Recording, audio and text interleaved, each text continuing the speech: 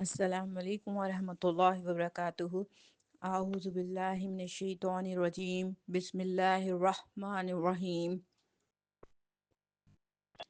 ان اللہ و ملائکتہ یصلون علی النبی یا ایھا الذین آمنوا صلوا علیہ وسلموا تسلیما۔ اللہم صلی علی محمد النبی الامی وبارک وسلم تسلیما۔ اللہ تعالیٰ کا بے انتہا فضل و کرم ہے کہ اس نے ہمیں نبی کریم صلی اللہ علیہ وسلم کی امت میں پیدا فرمایا اور پیدا ہونے کا فخر عنایت فرمایا۔ الحمدللہ، یہ فخر رشیا میاں نکلا، مزید برائے کرم ہوا کہ اللہ تعالیٰ نے قرآن جیسی نعمت سے وابستہ فرمایا اور اللہ کے دامن سے وابستہ فرمایا، تجدید ایمان کے لیے ہمیں یہاں جمع فرمایا۔ ہم لوگ تکبر کو سمجھ رہے تھے۔ تکبر کیا ہے؟ تکبر یعنی اپنے آپ کو مالک سمجھنا، اپنے آپ کو ہر چیز کا مالک سمجھنا، یہ تکبر ہے۔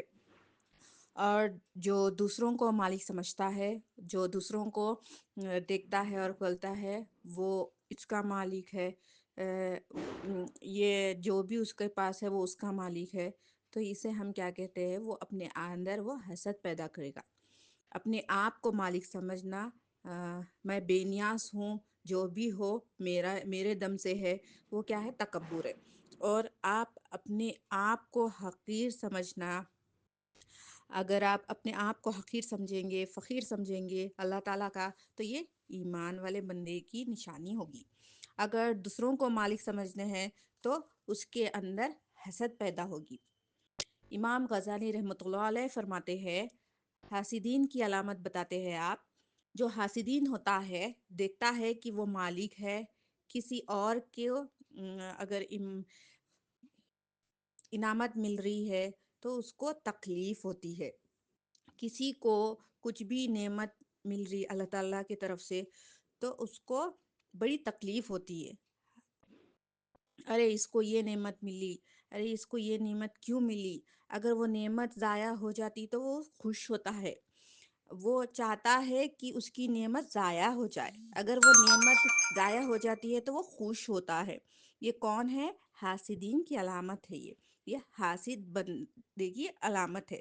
اگر کسی اور کو نعمت مل رہی، ہم اگر اس میں خوش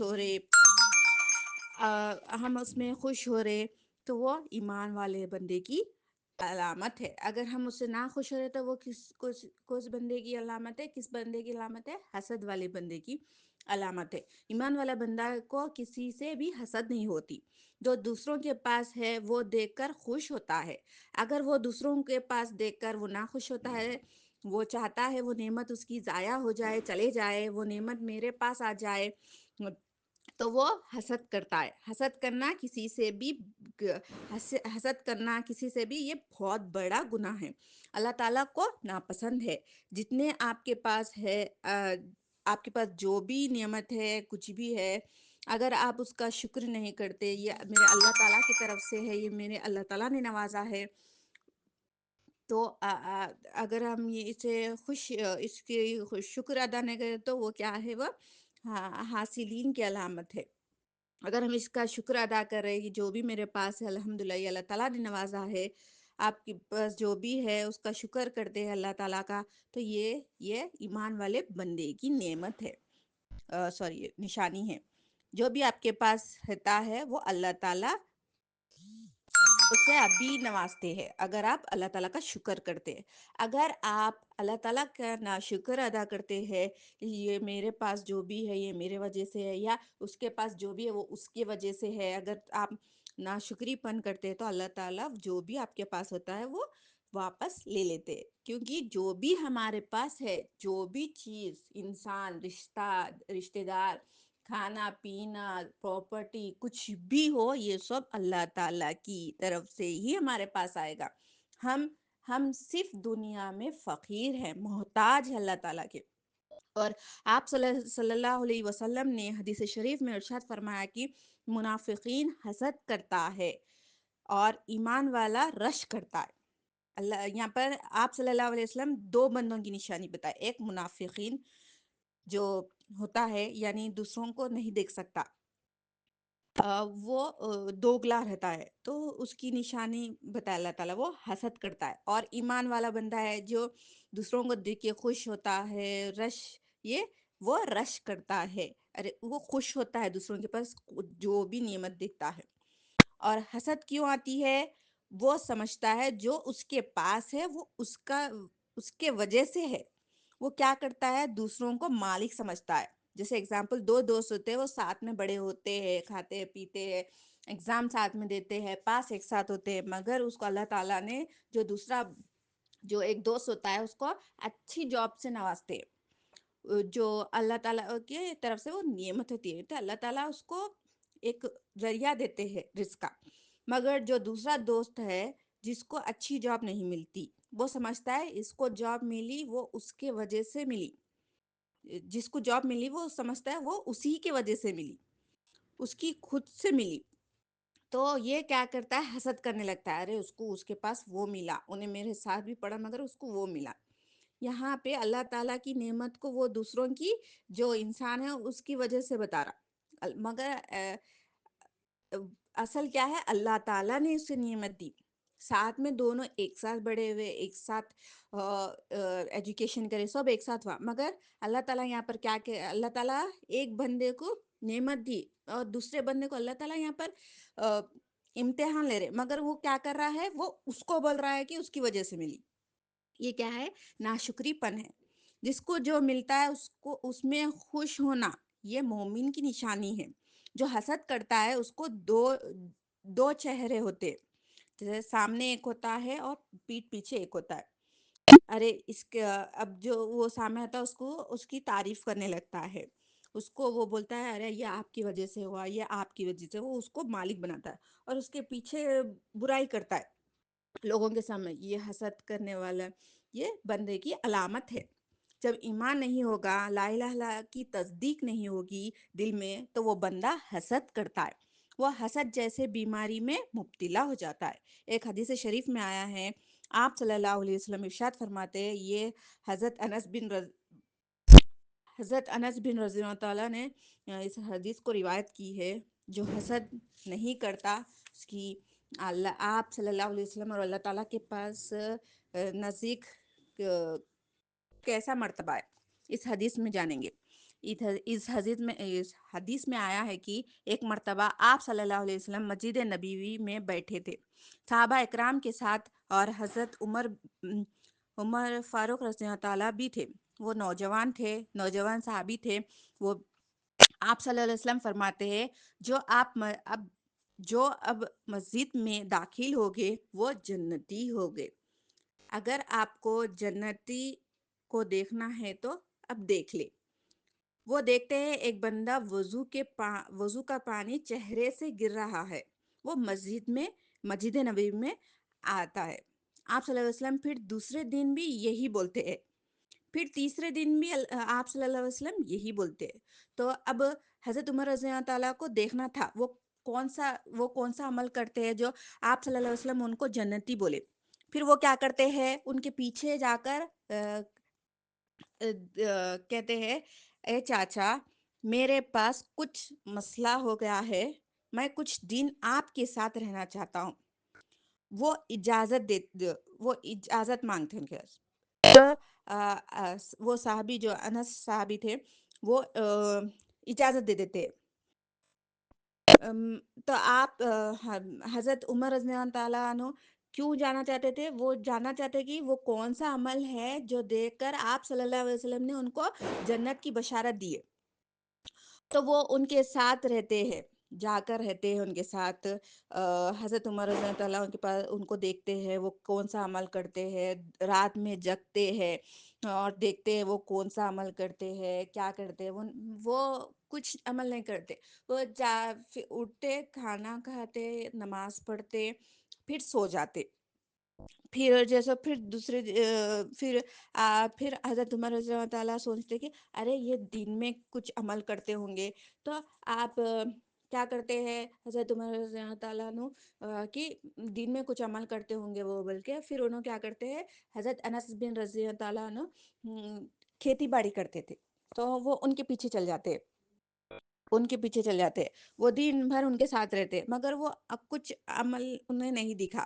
پھر دوسری رات بھی یہی ہوا، آپ سونے کا ہی دکھاوا کرے اور آپ دیکھے شاید کوئی عمل کریں گے، کچھ خاص عبادت کریں گے، کچھ خاص عمل کریں گے، دعا کرتے ہوں گے، مگر آپ کو وہ دوسری رات میں بھی کچھ نظر نہیں آیا، دوسرے دن بھی وہ ہی ہوا، کچھ نہیں دکھا، پھر تیسری رات میں بھی سوئے، اب کچھ خاص عمل آپ کو نہیں دکھا، وہ اب تیسری رات وہ سوچ رہے کہ شاید آج کریں گے، یا ریگولر نہیں کرتے ہوں گے، یا میں آنے سے اب کوئی رشتہ دار آنے سے اس میں آپ نہیں کرے وہ سمجھتے، مگر تیسری رات میں بھی آپ حضرت عمر رضی اللہ تعالیٰ دیکھتے ہیں کہ وہ کوئی عمل نہیں دکھتا ان کو، ویسے ہی تیسری رات گزر جاتی ہے، پھر حضرت عمر رضی اللہ تعالیٰ ان کے پاس جاتے ہیں، انصار صحابی کے پاس، اور کہتے ہیں چاچا میرا گھر میں کچھ مسئلہ نہیں ہوا، میں آپ کے پاس اس لیے آیا تھا تاکہ آپ صلی اللہ علیہ وسلم نے بشارت دی تھی کہ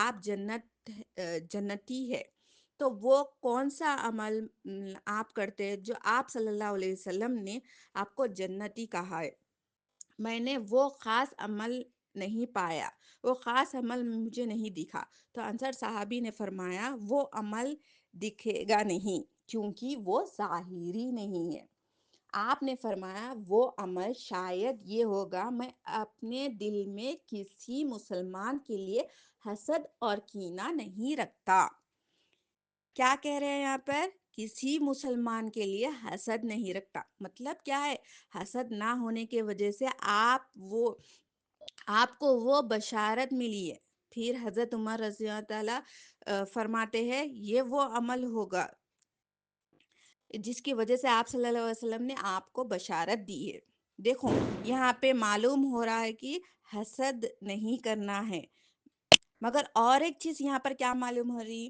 کہ ہمیں جو بھی چیز سیکھنا ہے، جو بھی اچھی چیز سیکھنا ہے، اگر ہم اس کے پیچھے ہوگے، اسے معلوم کریں گے، تو اللہ تعالیٰ اسے ہمیں آسان کر دیں گے، اسے معلوم کرنے کے لیے اللہ تعالیٰ کی مدد ہوگی، اس لیے کبھی بھی ہمیں پیچھے نہیں ہونا چاہیے، اور ایک حدیث میں آیا ہے کہ حضرت موسیٰ علیہ السلام دیکھتے ہیں ایک شخص اللہ تعالیٰ کے عرش کے سائے میں ہے، حضرت موسیٰ علیہ السلام اللہ تعالیٰ سے پوچھتے ہیں، سوال کرتے ہیں، اے باری تعالیٰ یہ تیرے عرش کے سائے میں ہے، اس کے ایسا کیا مقام ہے، اس کا ایسا کیا عمل ہے جو یہ تیرے سائے میں ہے، اللہ تعالیٰ فرماتے اے موسیٰ یہ کبھی حسد نہیں کرا، یہ زندگی بھر حسد نہیں کیا، مطلب اللہ تعالیٰ اسے یہ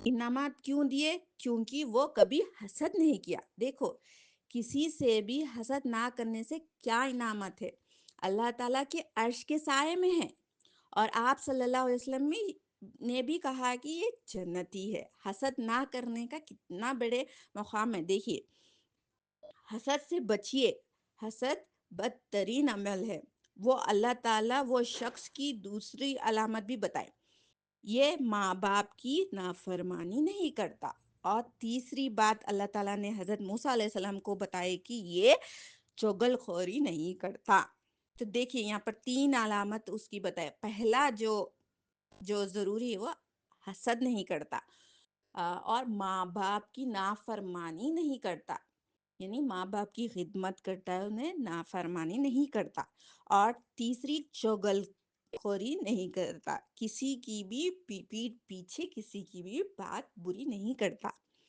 یہ 3 علامت ہے جو اللہ تعالیٰ کو پسند ہے، تو اللہ تعالیٰ نے انہیں عرش کے سائے میں جگہ دیا، اب قرآن میں سمجھتے ہیں، قرآن سے دیکھتے ہیں، سورہ آل عمران آیا نمبر 119، دیکھو وہ تم سے دوستی رکھتا ہے اور تم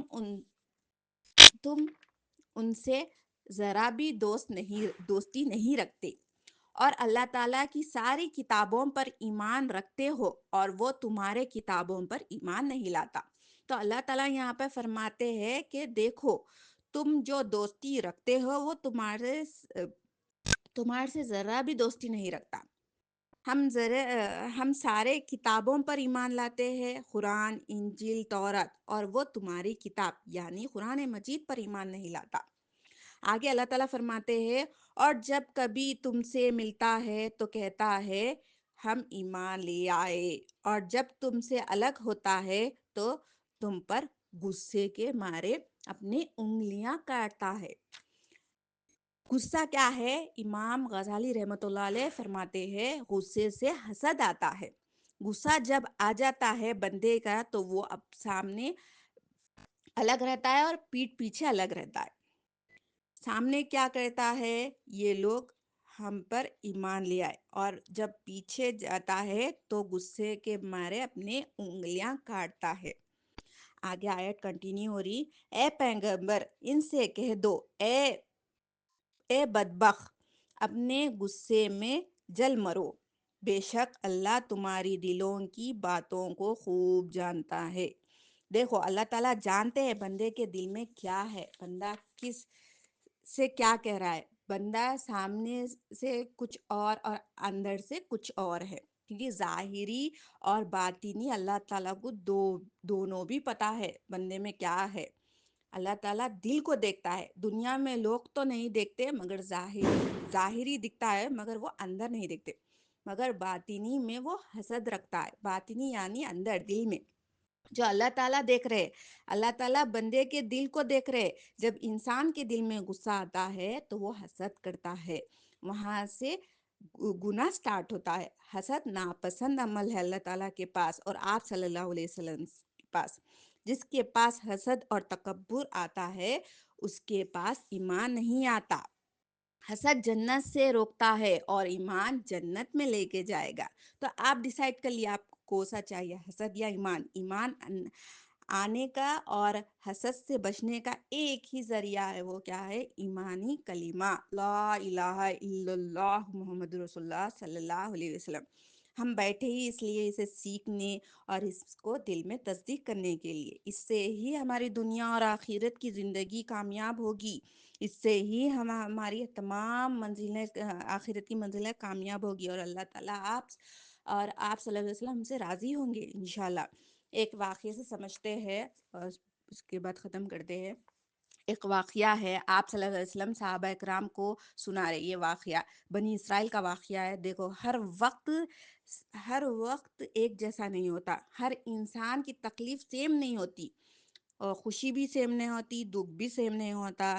اگر جو امیر ہوتا ہے وہ بعد میں غریب بھی ہو جاتا ہے، اگر جو غریب ہے وہ بعد میں امیر بھی ہو جاتا ہے، اور جو بندہ صحت یاب ہے وہ بیمار بھی ہوتا ہے، اور جو بیمار ہے وہ صحت یاب بھی ہوتا ہے اللہ تعالیٰ کی فضل سے۔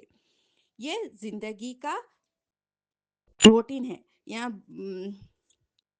بولنے کا مقصد کیا ہے کہ ہر وقت اللہ سے راضی ہو، اللہ تعالیٰ کا شکر ادا کرو اور اللہ تعالیٰ سے راضی ہو۔ اب واقعہ دیکھتے ہیں۔ اب آپ صلی اللہ علیہ وسلم یہ واقعہ بنی اسرائیل کا کہ 3 لوگوں کا صحابہ اکرام کو سنا رہے۔ 3 لوگ ہوتے، ایک جو ہوتا ہے کوڑی ہوتا ہے، ایک اور دوسرا گنجا ہوتا ہے، اور تیسرا اندھا ہوتا ہے۔ تو اللہ تعالیٰ نے ایک فرشتے کو بھیجتے ہیں کہ ان تینوں کے پاس جا کے ان کا ٹیسٹ لیتے ہیں اللہ تعالیٰ۔ تو پہلے کیا کرتے ہیں اللہ تعالیٰ، پہلے وہ اس فرشتے کو کوڑی کے پاس بھیجتے۔ کوڑی جو آدمی ہوتی ہے وہ بیماری ہوتی ہے ایک، اس کے پاس بھیجتے۔ تو اس سے وہ فرشتے پوچھتے ہیں بتاؤ آپ کے لیے آپ کا کیا طلب ہے، کہ آپ کو کیا چاہیے؟ تو وہ بولتا ہے کہ میری یہ جو بیماری ہے اسے دور کرو، مجھے خوبصورت بناؤ اور مجھے صحت یاب کرو، کیونکہ اس سے لوگ میرے سے دور ہوتے ہیں، میرے سے بات نہیں کرتے۔ تو پھر وہ فرشتہ کیا کرتا ہے، ان کے بدن پہ ہاتھ پھیرتا ہے، تو وہ بیماری دور ہو جاتی ہے۔ پھر وہ پوچھتے ہیں کہ آپ کو اور کس چیز کی، آپ کو مالوں میں کس چیز کون سی چیز پسند ہے؟ تو آپ کون سی چیز پسند ہے؟ تو وہ بولتے ہیں مجھے اونٹنی پسند ہے۔ تو پھر وہ فرشتے کیا کرتے ہیں، ان کو اونٹی دیتے ہیں، اونٹنی جو پریگننٹ ہوتی ہے وہ دیتے ہیں۔ تو دے کر انہیں ساتھ میں دعا دیتے ہیں کہ اس میں آپ کو اللہ تعالیٰ برکت دے۔ پھر وہ چلے جاتے ہیں، پھر دوسرے آدمی کے پاس جاتے ہیں جو گنجا ہے، تو ان سے پوچھتے ہیں، گنجے سے پوچھتے ہیں، گنجے سے پوچھتے ہیں،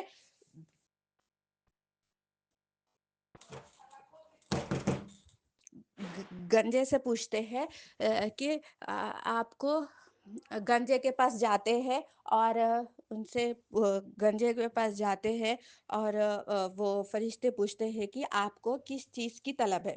تو وہ گنجا فرماتا ہے، مجھے مجھے یہ بیماری دور کرو، کیونکہ اس سے میرے پاس لوگ نہیں آتے ہیں، میرے سے بات نہیں کرتے۔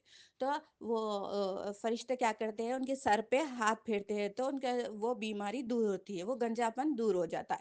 پھر آپ فرشتے پھر پوچھتے ہیں کہ آپ کو مالوں میں سے کون سی چیز پسند ہے؟ تو وہ کہتے ہیں مجھے گائے پسند ہے۔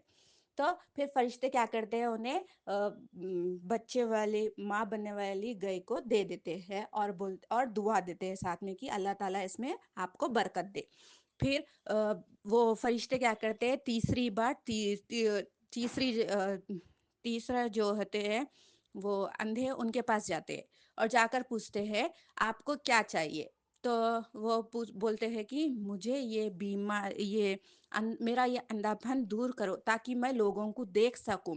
تو پھر وہ فرشتے کیا کرتے ہیں، ان کے آنکھ پہ ہاتھ پھیرتے ہیں تو انہیں دکھائی دینے لگتی ہے۔ پھر آپ پوچھتے ہیں، فرشتے پوچھتے ہیں کہ آپ کو کس مالوں میں سے کون سی چیز پسند ہے؟ تو وہ فرماتے ہیں مجھے مجھے بکری چاہیے۔ تو وہ بولتے ہیں بکری چاہیے، تو وہ فرشتے کیا کرتے ہیں، وہ بکری دے دیتے۔ وہ بکری فرشتے کیا کرتے ہیں، بچے والی بننے والی بکری انہیں دے دیتے، دے کر وہ چلے جاتے۔ پھر تھوڑا وقت ہوتا ہے تو وہ لوگ، جو 3 لوگ ہوتے ہیں، وہ امیر ہو جاتے ہیں۔ کیسا؟ جیسے کہ وہ بچے والے جو دیے، گائے، بکری اور جیسو اونٹ دیے، اس سے بچے ہوتے ہیں، پھر بچے ہوتے ہیں، اس سے ان لوگوں کا گزارا ہوتا ہے، وہ امیر ہو جاتے ہیں۔ پھر کیا کرتے ہیں، تھوڑا وقت ہوئے بعد پھر اللہ تعالیٰ ایک وہی فرشتے کو بھیجتے ہیں۔ تو وہ فرشتے جیسا ایک شکل میں آتے ہیں، ایک دوسرے شکل میں آتے ہیں اور پہلے کوڑی کے پاس جاتے ہیں اور فرماتے ہیں کہ میرے پاس کچھ مال نہیں ہے، آپ کے مالوں میں سے مجھے کچھ دے دیجئے، اونٹ دیجئے، تاکہ میں اس پر سوار ہو کے میں اپنے گھر جا سکوں۔ تو وہ کہتا ہے، کوڑی کہتا ہے، نہیں، میں اس میں سے کچھ بھی تجھے نہیں دوں گا، تو اس میں سے میں تجھے کچھ بھی نہیں دوں گا، کیونکہ اس میں سے میں تجھے کچھ بھی نہیں دوں گا، تو کیونکہ یہ میرا ہے، اس سے میرے حاجتیں پوری ہوگی۔ پھر وہ بولتا ہے، فرشتے کہتا ہے کہ شاید میں تجھے جانتا ہوں، پہلے تو کوڑی کا تھا۔ تو پھر وہ کہتا ہے، نہیں، کوڑی جو انسان تھا وہ کہتا ہے، نہیں، میں شروع سے ہی امیر ہوں، شروع سے یہ سب میرے نسل سے چلتے ہوئے آ رہا ہے۔ تو یہاں پر وہ کیا کر رہا ہے، نسل یعنی نسل سے چل رہا ہے یا تکبر کر رہا ہے، وہ حسد کر رہا ہے۔ تو میں یہاں پر شروع سے ہی یہ میرے نسل سے چلتے ہوئے آ رہا ہے، میں کوڑی کا نہیں تھا۔ تو پھر وہ فرشتہ کہتا ہے، اگر تو جھوٹ بول رہا ہے تو جو بھی تیرے پاس ہے، تو جیسا تھا پہلے ویسا ہو جا۔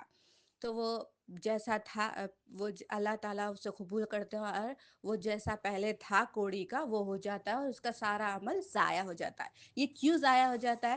کیونکہ وہ ناشکری پنا کرا، ناشکر کرا اللہ تعالیٰ کا۔